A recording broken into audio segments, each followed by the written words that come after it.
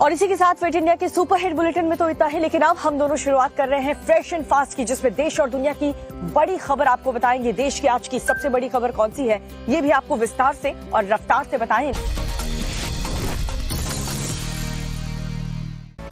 और चलिए fresh and fast की शुरुआत करते हैं बड़ी खबर के साथ। बड़ी खबर जो कि किसान आंदोलन से जुड़ी हुई आ रही है।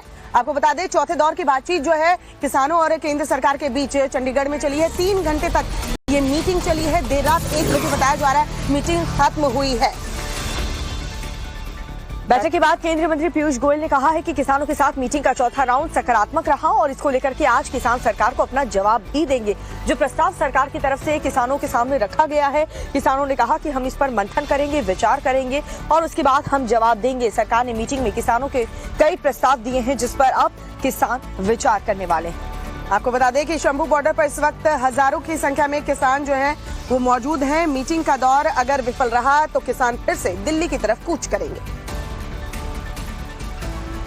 कोऑपरेटिव सोसाइटीज हैं, चाहे वो एनसीसीएफ हो, national consumer cooperative federation, NAFED, ऐसी संस्थाओं द्वारा जो किसान अपना क्रॉप डाइवर्सिफाई करके या तो तूर दाल बनाए, उड़द दाल बनाए, मसूर की दाल बनाए या मक्का बनाए, उनको 5 साल के लिए एक कॉन्ट्रैक्ट करके एनसीसीएफ और नैफेड गारंटी करेगा कि अगले 5 साल तक जो भी क्रॉप डाइवर्सिफाई करके ये 4 प्रोडक्ट्स बनाएगा, 4 उत्पादन खेती के करेगा, उसको ये संस्थाएं एमएसपी पर खरीदेगी। का फैसला आ जाता है तो मुझे लगता है कि इन्हीं लाइंस पर फिर हम आगे प्रोसीड करेंगे और ये हम अनुरोध करेंगे कि माननीय किसान इसको कॉल ऑफ करें। बाकी जो विषय है वो काफ़ी गहरे विषय, पॉलिसी ड्रिवन विषय, बाकी विषय जो पॉलिसी से संबंधित हैं उनको ऐसे समाधान करना एक टेबल पे बैठ के कुछ ही लोगों से चर्चा करके संभव नहीं है। अभी चुनाव आने वाला है, चुनाव के बाद नई सरकार बनेगी, ऐसे विषयों के ऊपर लगातार चर्चा जारी रहेगी। और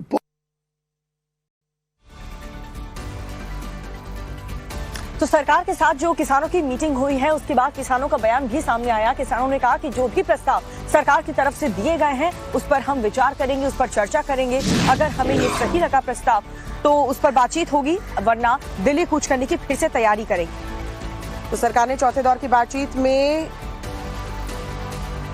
डिवाइस सर्टिफाइड क्रॉप को 5 साल के कॉन्ट्रैक्ट पर एमएसपी पर खरीदने की बात कही है। तमाम बातें जो हैं वो सरकार की तरफ से कही गई हैं। अब किसान नेता बातचीत करेंगे, उसके बाद जो है सरकार के प्रस्ताव पर अपना रुख बताएंगे।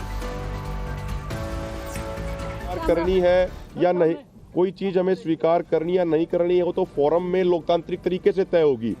अगर हमारी स्वीकृति होती तो हम कोई फैसला ही दे देते, लेकिन हमारी स्वीकृति नहीं है, तभी तो हमने ये कहा कि जो ये प्रपोजल आया है इसको हम अपने दोनों फोरमों के तमाम नेताओं के साथ साझा करेंगे। वहाँ पे मंत्रणा होगी, वहाँ पे विचार चर्चा होगी। अदरवाइज हमारा 21 तारीख का जो कार्यक्रम है, जो हमारे सीनियर लीडर्स ने बताया, 21 तारीख को 11 बजे शांतिपूर्ण तरीके से दिल्ली की तरफ चलने का कार्यक्रम हमारा एज इट इज स्टैंड कर रहा है। और हमने तमाम वहाँ पे तर्क हुए। और इस वक्त हमारे सहयोगी मोहित हमारे साथ जुड़ चुके हैं। सीधा रुख करते हैं मोहित का। मोहित, जिस तरीके से किसानों के बयान सामने आ रहे हैं, प्रस्ताव तो दे दिया गया है सरकार की तरफ से, लेकिन अगर इस प्रस्ताव पर सहमति नहीं बनती है तो फिर से दिल्ली कूच करेंगे, क्या रुख? देखिए, किसानों को कहना है कि जो उनका प्रदर्शन है या उनका दिल्ली कूच का जो उन्होंने आह्वान किया है वो स्टैंड बाय पे है, लेकिन सरकार से वार्ता होती रहेंगी। दोनों पक्षों ने, चाहे सरकार हो या किसान, उनका कहना है कि जो वार्ता है वो एक पॉजिटिव वे में जा रही है, यानी एक अच्छे मोड़ पे जो है वार्ता जा रही है। क्योंकि जो उनकी मुख्य मांग है एमएसपी को लेकर, उसको लेकर सरकार की तरफ से प्रस्ताव आए हैं, उसमें कहीं ना कहीं जो किसान संगठन है वो संतुष्ट नजर आ रहे हैं। उनका कहना है कि अगर सहकारी समिति 5 साल का हमसे अनुबंध करती है और हमारे से दालें, हमारे जो दाल, कपास या मक्का है उसको खरीदने की बात होती है, तो उस पर हम अपने अलग अलग संगठनों के साथ मंत्रणा कर सकते हैं और इस प्रस्ताव पर विचार कर सकते हैं। लेकिन जो हमारी अन्य मांगे हैं, चाहे कर्ज माफी की हो या लखीमपुर हिंसा में जो आरोपी हैं उनकी सजा को लेकर हो, कर्ज जो किसान, जो बुजुर्ग किसान है उनकी पेंशन की मांग हो, उस मांग को लेकर आगे चर्चाएं जारी रहेंगी। लेकिन इनका कहना है कि जब तक हमारे जो संगठन है वो सरकार के प्रस्ताव को नहीं मान लेते या सरकार से हमारी एक राउंड की वार्ता और नहीं होती, जब तक हमारा जो दिल्ली चलो अभियान है या हमारा आह्वान जो हमने कर रखा है, जो शंभू बॉर्डर हमारे किसान बैठे वो एज इट इज बैठे रहेंगे और हम आगे सरकार से ये कहेंगे कि अगर हमारी मांगे नहीं मान रहे आप सारी, तो हमें शांतिपूर्ण तरीके से दिल्ली की तरफ जाने दिया जाए। लेकिन सरकार ने कहा है कि हमने जो प्रस्ताव दिए हैं इस पर आप विचार कीजिए। सरकार की तरफ से प्रस्ताव तो भेज दिया गया है, आप बने रहिए हमारे साथ, जानकारी लगातार आपसे लेते रहेंगे। लेकिन किसान नेताओं का यही कहना है कि ज्यादा से ज्यादा संख्या में जो किसान है वो दिल्ली कूच के लिए शंभू बॉर्डर पर पहुंचे, ये अपील किसान नेताओं की तरफ से की जा रही है। किसानों का कहना है कि हरियाणा सरकार ने उनके खिलाफ काफी सख्ती की हुई है और उन्हें हर हाल में सरकार की इस सख्ती का जवाब देना है। सरकार ने हरियाणा के अंदर जो डर और भय का माहौल बनाया हुआ है, हर गांव के अंदर पैरामिलिट्री फोर्स लगाई हुई है, लेकिन फिर भी हजारों की संख्या में मोर्चे के ऊपर आ रहे हैं। मेरी अपील है हरियाणा के लोगों को कि ज़्यादा से ज़्यादा संख्या के अंदर मोर्चे के ऊपर पहुँचें। एमएसपी गारंटी का कानून लेना है। पूरे देश के किसानों की लड़ाई आप लोगों के कंधे के ऊपर है।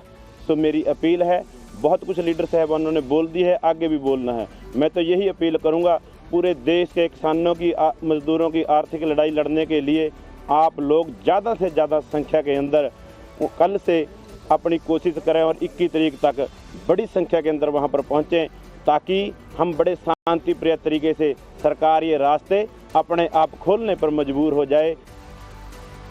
मोहित, जो बैठक हुई चंडीगढ़ में किसान नेताओं और केंद्र के बीच, जो नेताओं के बीच मीटिंग हुई है, उसको लेकर के सरकार की तरफ से यही कहा जा रहा है कि सकारात्मक बैठक हम इसे मानते हैं। लेकिन किसानों का क्या स्टैंड रहने वाला है, कब तक वो क्लियर कर पाएंगे? जो प्रस्ताव सरकार की तरफ से भेजे गए उस पर चर्चा करके कब तक फैसला ले पाएंगे किसान नेता? देखिए, किसानों की तरफ से कहा गया है कि सोमवार या मंगलवार को हमारी एक दौर की वार्ता और हो सकती है, लेकिन हमारे किसान अभी स्टैंड बाय पर रहेंगे, शंभू बॉर्डर पे हैं। इसके अलावा मंगलवार को पंजाब के अंदर जो भाजपा नेता हैं, जिला अध्यक्ष हैं या उनके सांसद हैं, विधायक हैं, उनके घरों पे जो घेराव करने की बात जो है किसानों की तरफ से कही गई है। उनका कहना है कि जब हम घेराव करेंगे उससे कहीं ना कहीं सरकार के ऊपर दबाव बनेगा और सरकार हमारी मांगों को और जल्दी मानेगी। लेकिन जब वार्ता खत्म हुई है तो दोनों पक्षों की तरफ से ये जरूर कहा गया है कि जो वार्ता है वो सकारात्मक मोड़ पे हुई है, सकारात्मक तरीके से हुई है। और ना सिर्फ दोनों पक्ष बल्कि पंजाब सरकार की तरफ से खुद मुख्यमंत्री भगवत मान आ रहे हैं इस बैठक के अंदर। उनका भी कहना है कि सरकार जो है वो पॉजिटिव नोट पे किसानों की बातों को सुन रही है। अगर वार्ता का दौर जारी रहता है और अगले दौर की वार्ता और पॉजिटिव नोट पे होती है तो हो सकता है कि किसानों का दिल्ली चलो अभियान जो आह्वान है वो कहीं ना कहीं कम हो और किसान वापस लौटने की बात कहें। लेकिन अभी जो किसानों का रुख है उनका कहना है कि हम अभी सभी नेताओं के साथ मंत्रणा करेंगे, जो सरकार ने हमें प्रस्ताव दिए हैं उसके बाद ही हम आगे का फैसला लेंगे। लेकिन जब तक हमारे जो किसान हैं वो शंभू बॉर्डर पे एज इट इज बने रहेंगे और लगातार वो और ज्यादा किसानों को आने की अपील लगातार करते हुए नजर आ रहे हैं। जी बिल्कुल, और क्योंकि ये अपील कर रहे हैं मोहित, तो जाहिर सी बात है ऐसा लग रहा है कि एक बार फिर से उग्र प्रदर्शन ना हो, दिल्ली कूच ना करे। बने रहिए मोहित हमारे साथ। इस बीच एक और जो बड़ी खबर आ रही है कि पंजाब में किस तरीके से किसानों का आंदोलन जो है वो तेज होता नजर आ रहा है। 20 तारीख को किसानों ने ऐलान किया है कि वो जोरदार प्रदर्शन करेंगे। पंजाब में बीजेपी नेताओं का घेराव जो है वो किसान करने वाले हैं। 20 से 22 तारीख तक पंजाब में टोल फ्री आंदोलन जो है वो किया जाएगा। 20 ਤਰੀਕ 21 ਤਰੀਕ ਤੇ 22 ਤਰੀਕ 3 ਦਿਨਾਂ ਦਾ ਪ੍ਰੋਗਰਾਮ ਅਸੀਂ ਲਿਖਿਆ, ਜਿਹਦੇ ਵਿੱਚ ਬੀਜੇਪੀ ਦੇ ਜਿਹੜੇ ਲੀਡਰ ਹੈ ਪੰਜਾਬ ਦੇ ਵਿੱਚ, ਉਹ ਚਾਹੇ ਐਮਪੀ ਹੈ, ਚਾਹੇ ਕੋਈ ਜ਼ਿਲ੍ਹੇ ਦਾ ਪ੍ਰਧਾਨ ਹੈ, ਚਾਹੇ ਕੋਈ ਪੰਜਾਬ ਦਾ ਪ੍ਰਧਾਨ ਹੈ, ਜਿਹੜੇ ਸਿਰਕੱਢ ਆਗੂ ਹੈ ਉਹਨਾਂ ਦਾ 20 ਤਰੀਕ ਤੋਂ ਲੈ ਕੇ ਵੱਡੇ ਕਾਫਲਿਆਂ ਦੇ ਵਿੱਚ ਦਿਨ ਰਾਤ ਦੇ ਜਿਹੜੇ ਧਰਨੇ ਹੈ ਅਸੀਂ ਸ਼ੁਰੂ ਕਰਨ ਜਾ ਰਹੇ ਹਾਂ। ਨਾਲ ਦੀ ਨਾਲ ਜਿਹੜੇ ਪੰਜਾਬ ਦੇ ਵਿੱਚ ਪੂਰੇ ਦੇ ਪੂਰੇ ਟੋਲ ਪਲਾਜ਼ੇ ਆ, ਉਹ ਸਾਰੇ ਦੇ ਸਾਰੇ ਜਿਹੜੇ ਟੋਲ ਪਲਾਜ਼ੇ ਆ ਉਹ ਫ੍ਰੀ ਕਰ ਦਿੱਤੇ ਜਾਣਗੇ 20 ਤਰੀਕ ਤੋਂ ਲੈ ਕੇ। ਜਿੱਥੇ ਤੱਕ से जुड़ी एक और बड़ी खबर आपको बताने जा रहे हैं, जहां पर हरियाणा के किसान संगठन ने भी अब मोर्चा खोल दिया है। वो लोग भी अपना सहयोग इस किसान आंदोलन में देने वाले हैं। हरियाणा के खाप पंचायतों ने चेतावनी दी है, एमएसपी की कानूनी गारंटी नहीं देने पर महापंचायत बुलाएंगे। 20 फरवरी को महापंचायत करने का ऐलान कर दिया गया है।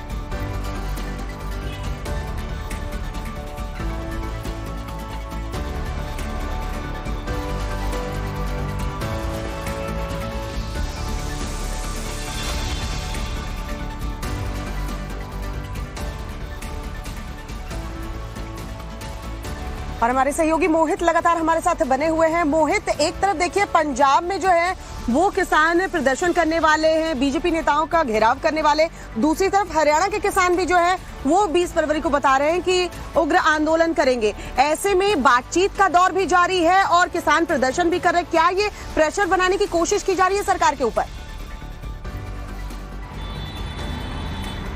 बिल्कुल, देखिए सरकार पे कहीं ना कहीं दबाव डालने की कोशिश की जा रही है कि जब 2 दिन पहले पूरे भारत बंद का आह्वान किया था, जिसमें ग्रामीण भारत बंद का आह्वान किया था, उसमें हमने देखा था कि हरियाणा के जो किसान संगठन है वो सामने आए थे, जिसमें उनके जो बड़े नेता हैं गुरुनाम सिंह चंडूनी, उनका बयान भी आया था कि हम आज भारत बंद का आह्वान करते हैं, क्योंकि जिस तरीके से किसानों के ऊपर हरियाणा सरकार सख्ती बरत रही है उसके खिलाफ हम अपने किसान भाइयों के साथ हैं। लेकिन इसमें कहीं ना कहीं एक जो आपसी इनका मतभेद किसान संगठनों में, जो अभी संगठन जो प्रदर्शन कर रहे हैं, ये भारत का जो ये किसान संयुक्त मोर्चा गैर राजनीतिक है, और जो दूसरे संगठन जैसे गुरुनाम सिंह चंडूनी की बात करें या एसकेएम की बात करें, तो इनको लगातार इन पर आरोप लगाते रहे हैं ये जो संगठन इस वक्त प्रदर्शन कर रहे हैं कि ये लोग राजनीति करते हैं, ये लोग राजनीतिक संगठन है, इसलिए हमें इनकी जरूरत नहीं है। लेकिन अब जैसे जैसे प्रदर्शन आगे बढ़ रहा है वैसे वैसे सारे संगठन दोबारा एक होते हुए नजर आ रहे हैं, और यही कारण है कि हरियाणा के जो संगठन है, खासकर से गुरुनाम सिंह चंडूनी जो अब आगे बढ़कर बयानबाजी कर रहे हैं, उनका कहना है कि अब जो है वो सरकार के ऊपर दबाव बनाने का सही वक्त आ रहा है, और इसलिए हम अब खाप पंचायत करेंगे और एक बड़ी महापंचायत के बाद हम ये तय करेंगे किस तरीके से हम इस प्रदर्शन जितनी भी बड़ी खबरें हैं, जो भी लेटेस्ट अपडेट है मोहित, वो आपके माध्यम से हम दर्शकों तक पहुंचाते रहेंगे। फिलहाल जो जानकारी आपने हम तक पहुंचाई है उसके लिए बहुत बहुत शुक्रिया। अब आगे बढ़ेंगे, आपको दिखाएंगे देश की कौन सी बड़ी खबरें हैं 1 मिनट के अंदर। प्रधानमंत्री नरेंद्र मोदी ने 22 जनवरी को अयोध्या में भव्य रामलला का प्राण प्रतिष्ठा किया था, और आज पीएम मोदी संभल में कल की धाम का शिलान्यास करने वाले हैं। इस मौके पर सीएम योगी आदित्यनाथ कल की धाम के पीठाधीश्वर आचार्य प्रमोद कृष्णम, आचार्य धीरेन्द्र शास्त्री के अलावा हजारों संत भी मौजूद रहेंगे। श्री कल की धाम का निर्माण श्री कल की धाम निर्माण ट्रस्ट द्वारा किया जा रहा है। पीएम मोदी के दौरे को देखते हुए सुरक्षा चाक चौबंद कर दी गई है। प्रधानमंत्री नरेंद्र मोदी आज लखनऊ में यूपी ग्लोबल इन्वेस्टर समिट का उद्घाटन करने जा रहे हैं, जिसमें PM Modi ground breaking ceremony में 10 लाख करोड़ से अधिक लागत की 14,000 प्रोजेक्ट का शुभारंभ करेंगे। इस कार्यक्रम में 5,000 लोग हिस्सा ले रहे हैं, जिसमें उद्योगपति, भारतीय कंपनियों के प्रतिनिधि और दुनिया भर के कई राजदूत शिरकत कर रहे हैं। इन्वेस्टर समिट में राम स्तुति के साथ यूपी की संस्कृति की छठा बिखेरेगी। दिल्ली के सीएम अरविंद केजरीवाल को प्रवर्तन निदेशालय ने आज फिर से पूछताछ के लिए बुलाया है। ईडी की तरफ से यह छठा समन केजरीवाल को जारी किया गया है, लेकिन दिल्ली के सीएम अब तक किसी समन में जांच एजेंसी के सामने पेश नहीं हुए हैं। तो ईडी के बहाने केजरीवाल ने बीजेपी पर बड़ा हमला बोला है। केजरीवाल ने कहा है कि अगर ईडी और पीएमएलए को खत्म कर दिया जाए तो बीजेपी के आधे नेता पार्टी छोड़कर चले जाएंगे।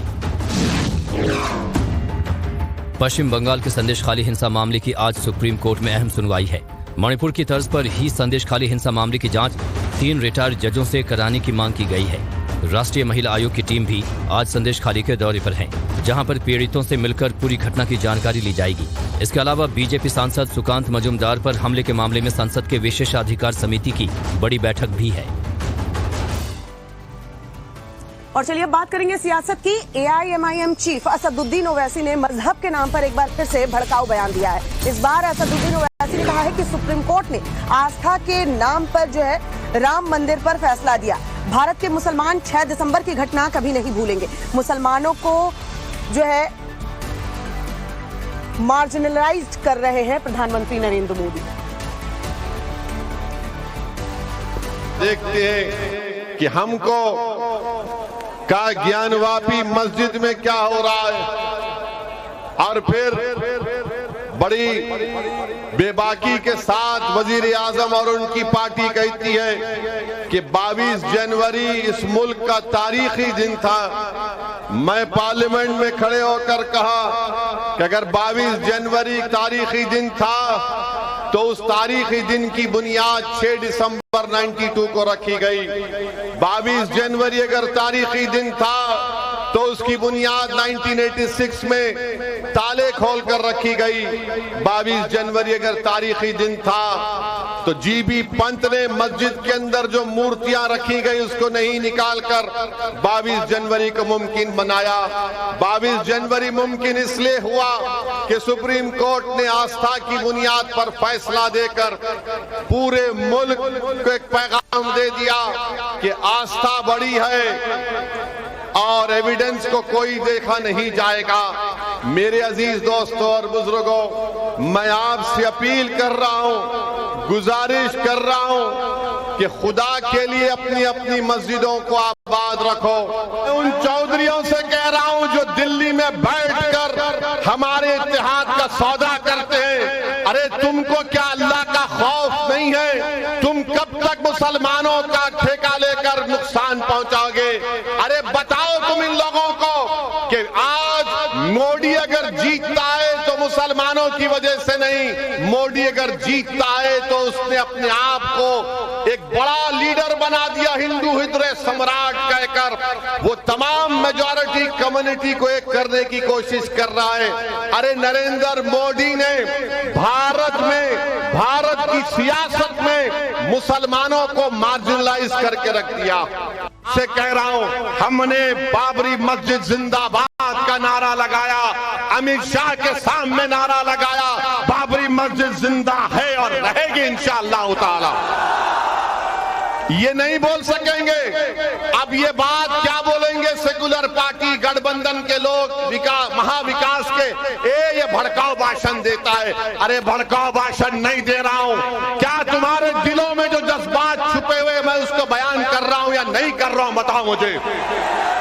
क्या तुम्हारे दिलों में बाबरी मस्जिद है या नहीं है? बताओ मुझे। जहां पर आग का कहर देखने को मिला, अलग अलग शहरों से आई तस्वीरें हम आपको एक साथ दिखाएंगे। रिपोर्ट देखिए किस तरीके से आग ने तांडव मचाया है। देश के कई शहरों में रविवार के दिन आग का कहर देखने को मिला। कर्नाटक से लेकर पश्चिम बंगाल तक भीषण लपटों ने कोहराम मचा दिया। आग ने कहां-कहां कितनी तबाही मचाई, इसकी पूरी जानकारी बताने से पहले ये 3 तस्वीरें एक साथ देख लीजिए। कर्नाटक के बेंगलुरु में जहां एक परफ्यूम के गोदाम में आग लग गई, तो वहीं उत्तराखंड के हरिद्वार में पेपर फैक्ट्री आग का गोला बन गया। तो पश्चिम बंगाल के हावड़ा में चलती ट्रेन में आग लगने से हड़कंप मच गया। तो सबसे पहले बात करते हैं देवभूमि हरिद्वार की, जहां नारसन इलाके में आग ने इस पेपर फैक्ट्री को अपनी चपेट में ले लिया। देखते ही देखते आग ने विकराल रूप ले लिया। पूरी फैक्ट्री धू-धू कर जलने लगी। इसकी तेज लपटों ने पूरे इलाके में दहशत मचा दी। आग इतनी भयावह थी कि फैक्ट्री को इसने लाक्षागृह बना दिया। आग इतनी भीषण थी कि इसको बुझाने में फायर फाइटर्स के दम फूल गए। रुड़की समेत कई जिलों की फायर ब्रिगेड की गाड़ियां बुलाने की नौबत आ गई। बताया ये भी जा रहा है कि यूपी के मुजफ्फरनगर से भी दमकल की गाड़ियों को बुलाया गया, लेकिन इसके बावजूद भी दमकल कर्मियों को कड़ी मशक्कत का सामना करना पड़ा। रिपोर्ट के मुताबिक आग रविवार की सुबह 4 बजे लगी। उसके बाद फैक्ट्री में अलार्म बजने लगा। उस समय फैक्ट्री में काम कर रहे मजदूरों के बीच दहशत मच गई। गहमा गहमी के बीच सभी मजदूरों ने फैक्ट्री से भागकर अपनी जान बचाई, लेकिन जैसे ही सभी मजदूर फैक्ट्री से बाहर निकले, ये आग का गोला बन गया। हरिद्वार के जिस फैक्ट्री में आग लगी, वहां पर पुराने कागज को रिसाइकल कर नया कागज बनाने का काम किया जाता था। गनीमत ये रही कि इस भीषण अग्निकांड में किसी की जान नहीं गई, लेकिन पूरी फैक्ट्री जलकर खाक हो गई। आग की ये दूसरी तस्वीर कर्नाटक की राजधानी बेंगलुरु से सामने आई है। आईटी सिटी के आउटर इलाके रायसंद्रा में परफ्यूम गोदाम में आग ने कहर मचा दिया। वीडियो में देखिए किस तरह काले धुएं का घना गुबार आसमान छूने पर आमादा है। गोदाम में रह रहकर ब्लास्ट की भी आवाज सुनाई दी, जिसने पूरे इलाके में हड़कंप मचा दिया। आग इतनी विकराल थी कि इसकी लपटें दूर से दिखाई दे रही थीं। इस अग्निकांड में 3 लोगों की मौत हो गई, जबकि 5 लोग बुरी तरह से घायल हो गए। अस्पताल में भर्ती घायल लोगों की हालत नाजुक बताई जा रही है। बताया जाता है कि परफ्यूम भरने के दौरान अचानक विस्फोट होने से गोदाम में आग लग गई। घटना के वक्त गोदाम में 8 कर्मचारी मौजूद थे। आग लगते ही 5 लोग बाहर भाग गए, लेकिन 3 कर्मचारी बाहर नहीं निकल पाए, जिससे उनकी जान चली गई। पुलिस ने मामला दर्ज कर लिया है और घटना की जांच में जुट गई है। पश्चिम बंगाल में चलती ट्रेन में आग लगने से मुसाफिरों के बीच दहशत मच गई। आग ने शालीमार उदयपुर एक्सप्रेस को अपनी चपेट में ले लिया। रिपोर्ट के मुताबिक हावड़ा मुंबई रेल रूट पर जब ट्रेन संतरागाछी के पास पहुंची तो S4 की बोगी में आग लगने से हड़कंप मच गया। किसी ने चेन पुलिंग कर ट्रेन को रोका। उसके बाद यात्रियों ने अंधेरे में ही कूदकर अपनी जान बचाई। कहा जा रहा है कि ट्रेन लेट थी और ट्रेन संतरागाछी पहुंचने वाली थी कि अचानक उसमें आग लग गई। घटना की जानकारी मिलते ही डिजास्टर टीम रेस्क्यू ऑपरेशन में जुट गई। यात्रियों के मुताबिक घटना के वक्त RPF का कोई जवान ट्रेन में मौजूद नहीं था। यूपी के आगरा में ताज महोत्सव की शुरुआत हो गई है, जिसे देखने के लिए दुनिया भर से पर्यटक जो है वो आगरा पहुंच रहे हैं। जी हाँ, इसका जो उद्घाटन है वो यूपी के पर्यटन मंत्री की तरफ से किया गया और क्या कुछ खास इस महोत्सव में रहने वाला है वो आपको इस रिपोर्ट में दिखाते हैं।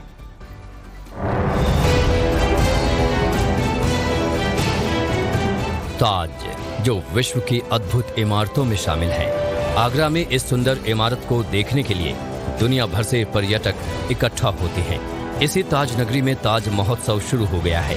इस त्योहार का आयोजन हर साल फरवरी महीने में किया जाता है। ताज महोत्सव 27 फरवरी को समाप्त होगा।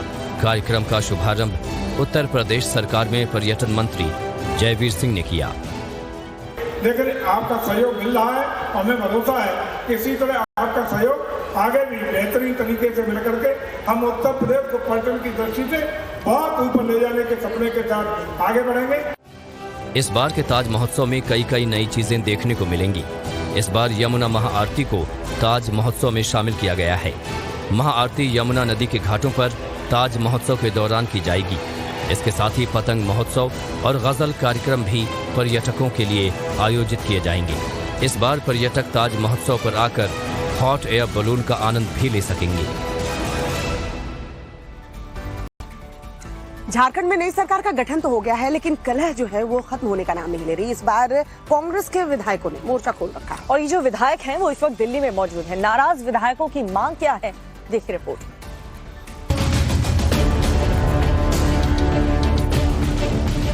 झारखंड में चंपई सरकार के गठन के बाद से ही सब कुछ ठीक नहीं चल रहा।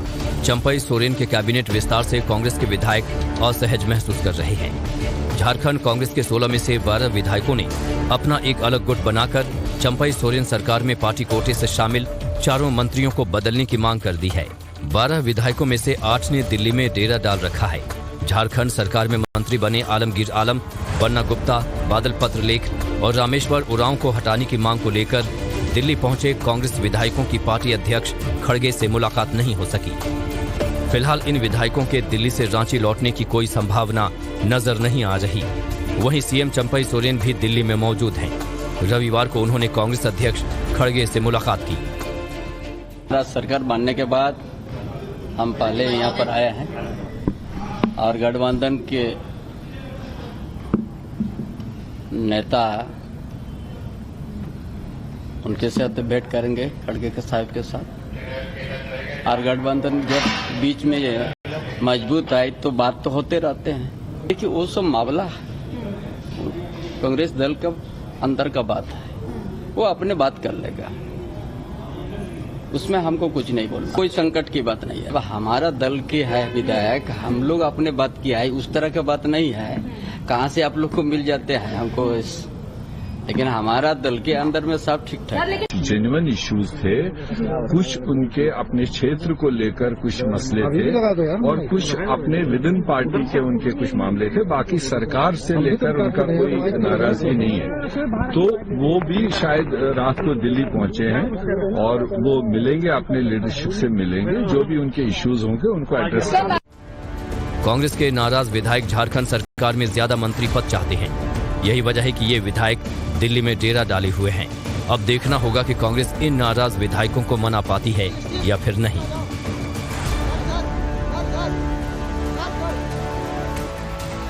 और के अंतिम दिन प्रधानमंत्री नरेंद्र मोदी ने नेताओं और कार्यकर्ताओं को जीत का मंत्र दिया। संबोधन के दौरान प्रधानमंत्री मोदी ने कांग्रेस और विपक्षी दलों पर जमकर निशाना साधा। प्रधानमंत्री मोदी ने दावा किया कि बीजेपी अकेले अपने दम पर 370 सीटें जीतेगी और वो सत्ता सुख के लिए तीसरी बार सरकार बनाने की मांग नहीं कर रहे हैं, बल्कि उनका इरादा तो कुछ और है। ये रिपोर्ट आप देखिए।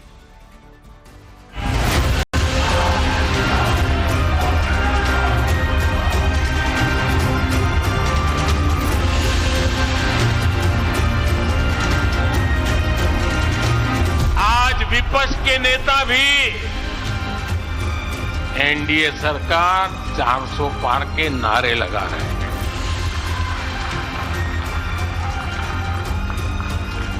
और एनडीए को 400 पार कराने के लिए भाजपा को 370 का माइलस्टोन पार करना ही होगा। प्रधानमंत्री नरेंद्र मोदी जब दिल्ली में बोल रहे थे, एक बार फिर से मोदी सरकार के जिस टैग के साथ समूचे देश को विश्वास दिला रहे थे, तब दिल्ली से करीब 500 किलोमीटर दूर लखनऊ में उनके हर शब्द को डिकोड किया जा रहा था। मोदी क्या कह रहे हैं, उनकी बातों के मायने क्या है, रणनीति क्या है और टारगेट पर कौन है, समूचा विपक्ष इसकी स्टडी कर रहा था। अगले 100 दिन हम सबको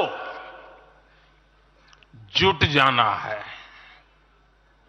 हर नए वोटर तक पहुंचना है, हर लाभार्थी तक पहुंचना है, हर वर्ग, हर समाज, हर पंथ, परंपरा, सब लोगों के पास पहुंचना है।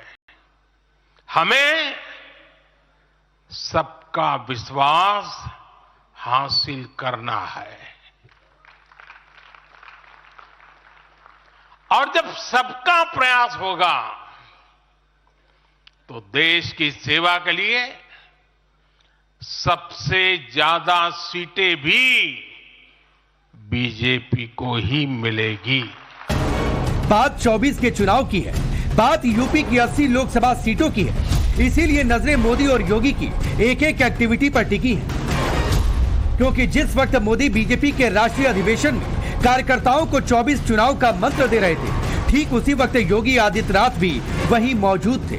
40 लाख करोड़ रुपए के निवेश प्रस्ताव प्राप्त हुए और उनमें से 10 लाख से अधिक के निवेश प्रस्ताव को इसी 19 फरवरी को आदरणीय प्रधानमंत्री जी के कर कमलों से हम उसका ग्राउंड ब्रेकिंग का सेरेमनी आयोजित करने जा रहे हैं। आप अनुमान करिए, 10 लाख करोड़ रुपए का मतलब 35 लाख नौजवानों को सीधे सीधे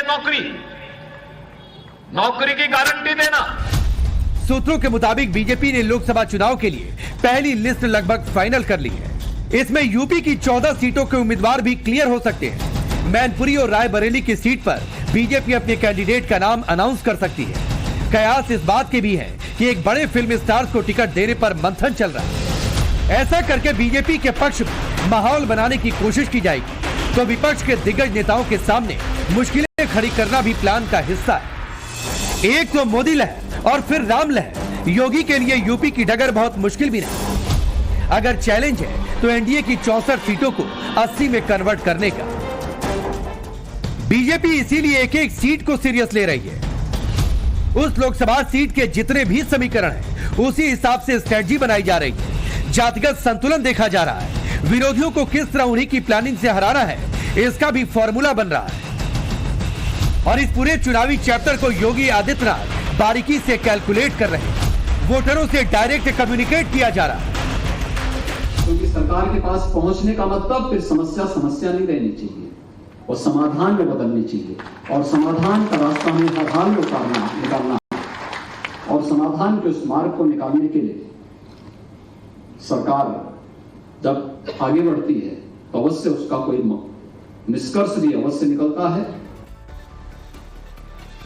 प्रधानमंत्री नरेंद्र मोदी कल की धाम के शिलान्यास के लिए संभल जाने वाले हैं।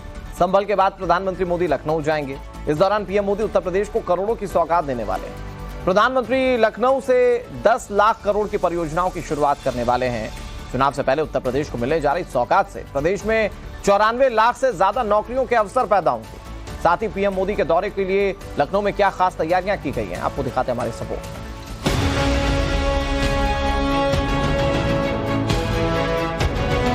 यूपी को आज बड़ी सौगात मिलने जा रही है।